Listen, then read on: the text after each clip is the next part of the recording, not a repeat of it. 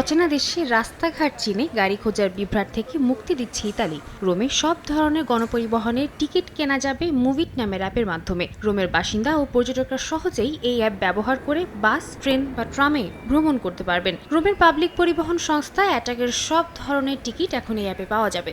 আগে এই অ্যাপে দেখা যেত অপেক্ষমান যানবাহনের সময়সূচি, এবার যুক্ত হয়েছে টিকিট কেনার সুযোগও।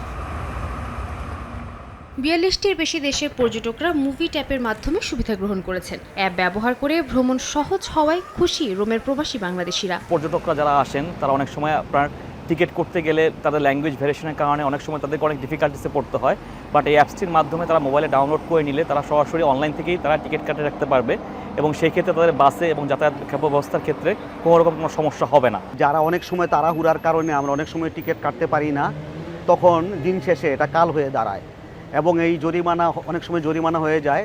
এই অ্যাপটি ইউজ করলে আপনি আপনার মোবাইলে আপনি টিকিটটি পেয়ে যাচ্ছেন। মুভিট জানিয়েছে এই অ্যাপে বিশ্বের ১১২টি দেশের জন্য ৪৫টি ভাষার সুবিধা রাখা হয়েছে। এছাড়া অপেক্ষমান যানবাহনের সর্বশেষ তথ্যও পাওয়া যায়। মুভিটের পরিচালক মিস্টার স্যামুয়েল বলেন, পর্যটকদের চলাচল সহজ করাই তাদের মূল লক্ষ্য।